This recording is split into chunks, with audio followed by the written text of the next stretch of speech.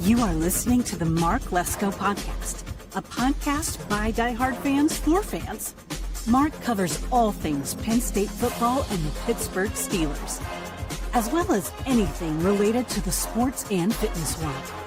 Tune in weekly to listen to a couple of dedicated fans talk about these topics without filters. Thank you for listening to the Mark Lesko Podcast.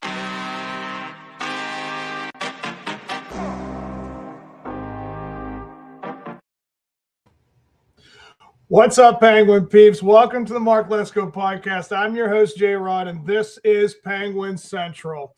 Well, guys, our puck drop topic for the day is shootouts. Shoot, I'm out. The thing that just bothers you so much as a Penguin fan is, we got awesome names, of course, Mr. Sidney Crosby, Evgeny Malkin, Chris Letang, Manthea. There's just so many. Of course, Ben Kindle, this great rookie phenom. There's a lot of great shooters we have. We got some good defense. We've got the ability to pass, skate, and do everything. But the one thing that has just been an absolute crutch with this team is the shootouts. I mean, I do not understand how in the world a team can just be lacking in one perspective so badly, just so bad. It's amazing how once you know that they're going into a shootout, it is completely over. It feels so bad. And again, luckily we do not have shootouts in the playoffs. Otherwise we'd be in big trouble. That's really what it comes down to. The fact that this team has had so many playoff appearances and so much success there. Yeah, that's really kind of the thing they forget to worry about or care about. Now, imagine it, guys. I mean, if we had half of them, if I bring this up, I think if I just Googled this, it came out that the 2025-2026 Pittsburgh Penguins are experiencing a historically bad shootout season, losing 16 of 18. We are 2-16 in shootouts this year. According to a recent report, it's a 107 record in shootouts as of late February. Dear God.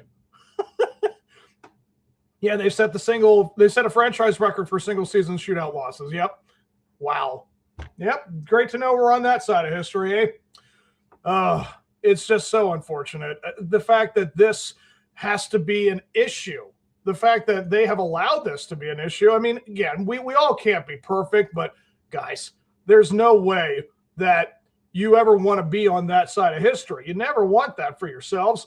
These players have so much to play for. And again, imagine if they had won half of them. Just win half. I mean, you had 18 shootouts in this season. Imagine if you went 9-9, you would right now be on the best team in the Metropolitan Division. It's just that simple. Oh my goodness. Again, I can only imagine when the goalies, either Skinner or Shilos, I mean, poor guys just know that it's over. I don't know why the coaching staff does not make that a priority or just work on that. Doesn't a team have those specific drills in practices or something? It's obvious that they don't focus on it, or they wouldn't be having the issues that they have. And again, it also comes from the guys who are the ones who are trying to get the goals. Whoever they choose to put out there, it's how can you not just skate half of the rink, go around, maneuver around the goalie, get it through him?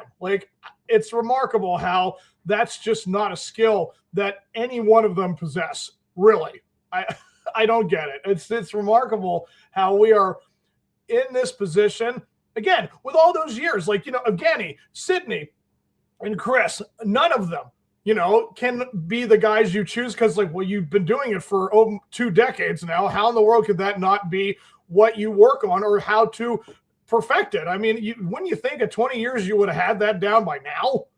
Oh, it's just unbelievable. And again, there are a lot of veteran players that they have acquired, and yet none of them do it either.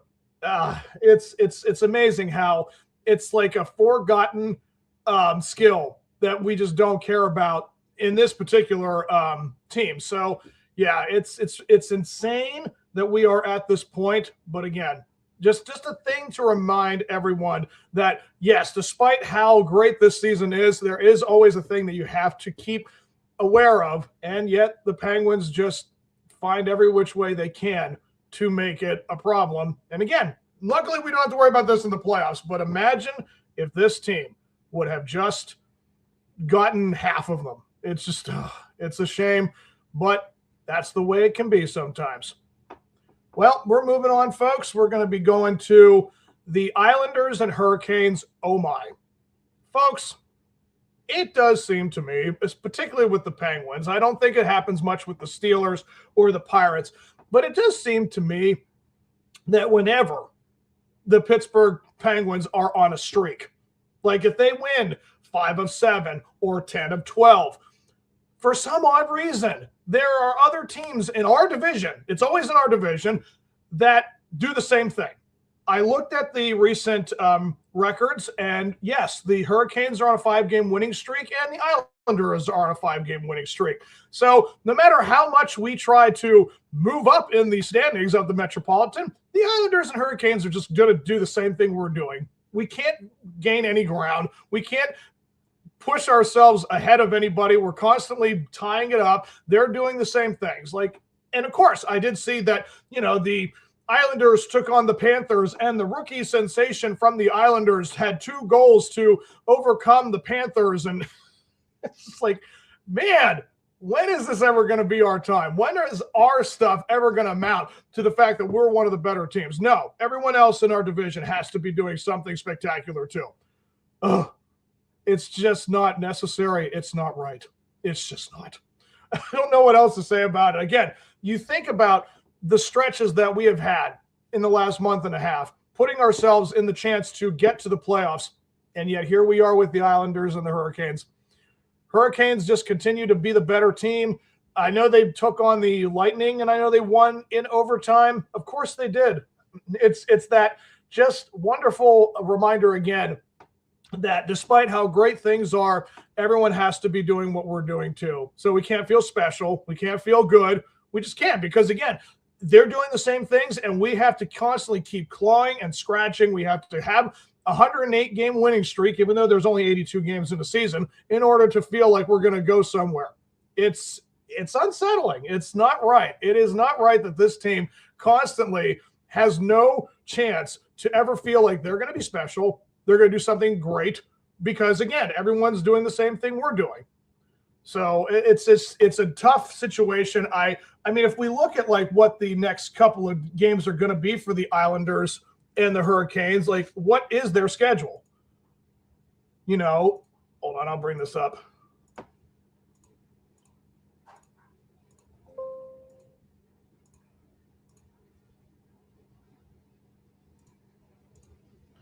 I mean, so the next couple of games for the Islanders, they have the Ducks tomorrow night. They have the Kings, which I know they're not a great team. And I see they have the Sharks, who are not a great team.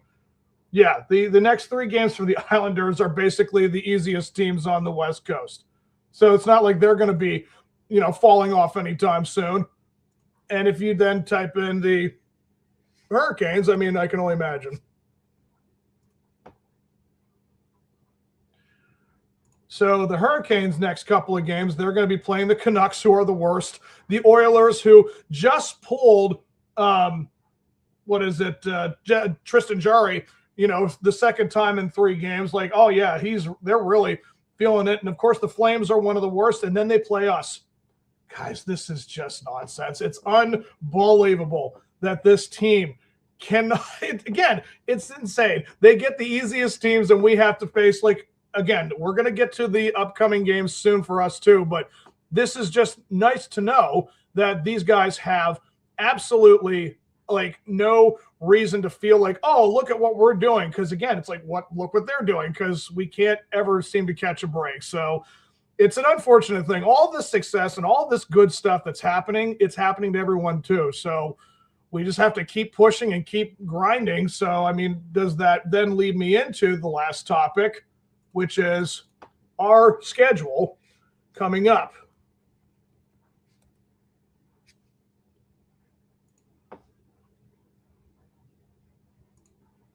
So these next couple of games, oh, look, we have the Boston Bruins. Yeah, in Boston, wonderful. The Sabres, who are trying to stay relevant and have a lot of scrappiness to them. And the Flyers, who play us tough all the time. And then we have our Sunday game against the Boston Bruins again. Gee, that's a wonderful stretch of games. Is it a coincidence? I think not. Yeah, ultimately, guys, you're talking about facing, a Boston team. If I bring this up real quick, it's never quick. Let's see here. If we bring up the standings right now for everyone we're facing.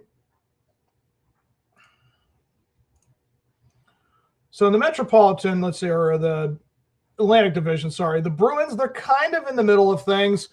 Like they're not really have a chance right now for a spot, but I mean, they've always played tough.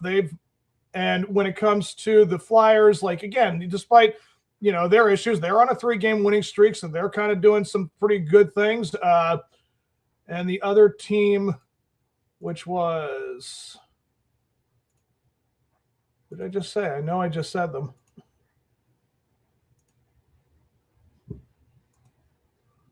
Sabres, yeah. So, I mean, the Sabres, when you look at them, yeah, they're the second best team in the Atlantic Division. They're on a 3-game winning streak themselves.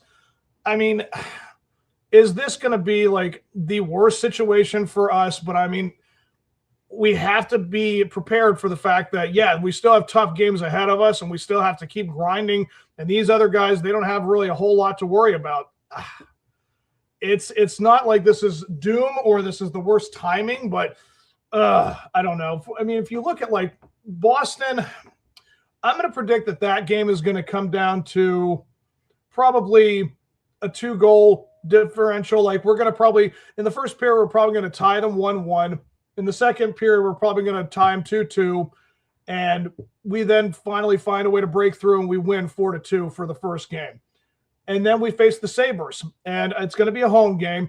I do have a feeling that game is not going to go the way we want to, and we're going to probably make it close, but they'll pull away. And when it's over, I think it's going to be like 4-1 Buffalo.